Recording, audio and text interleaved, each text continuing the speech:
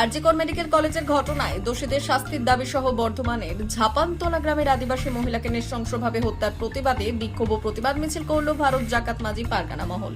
মঙ্গলবার অর্থাৎ আজ ইউনাইটেড ফোরামের সদস্যদের সঙ্গে ভারত জাকাত মাঝি পরগনা সংগঠন যৌথ উদ্যোগে ফাঁসি দেওয়ার গোয়ালটুলির মোড় থেকে ফাঁসি দেওয়া থানা পর্যন্ত প্রতিবাদ মিছিল করে। এরপর সিআই নকশাল বাড়িকে স্মারকলিপি প্রদান করেন তারা।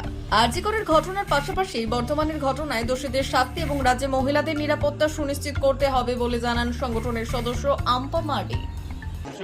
আজকে ভারত জাকাত মাঝি পারগানার নেতৃত্বে অল আদিবাসী ইউনাইটেড ফোরাম সহযোগে আজকে যে আপনারা জানেন যে বিগত দিনে যে আরজিকরের ঘটনা, সেই ঘটনার আমরা দোষীদের শাস্তি চাই, কঠোর শাস্তি চাই এবং সেই আরজিকরের ঘটনার যেদিন ঘটে তার পরের দিন পরে যে 14 তারিখে আমাদের ভারতবর্ষের মহিলারা যখন রাত দখলের প্রোগ্রাম করলো, সেদিনেই দুর্ভাগ্যবশত আমাদের বর্ধমানের ঝাপানতলা এক আদিবাসী মেয়েকে নৃশংসভাবে খুন করা হয়েছে।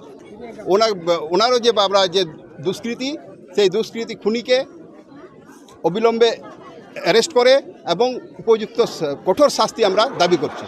এবং তৎসত্ত্বে সারা রাজ্যে আমাদের যেভাবে আমাদের নারীদের উপর, শুধু আদিবাসী নয়, যেভাবে প্রতিদিন অত্যাচারিত হচ্ছে নারীরা, সেই নারীদের অত্যাচারের বিরুদ্ধে আমরা যারা অত্যাচার করছেন তাদেরকে আমরা দ্রুত শাস্তি এবং অ্যারেস্টের জানাই। আপনারা ইতিমধ্যে জানেন যে কয়েকদিন আগে শিলিগুড়িতেও হয়েছে এবং বিভিন্ন জায়গায় এরকম ঘটনা ঘটছে, যে সেই ঘটনাগুলো যাতে না ঘটে আমরা আজকে প্রশাসনের কাছে আমরা এই ডেপুটেশন দিলাম। এই ডেপুটেশন আমাদের এই ফাঁসি দেওয়া থানার থেকে আমরা চিফ মিনিস্টারকে আমরা পাঠালাম।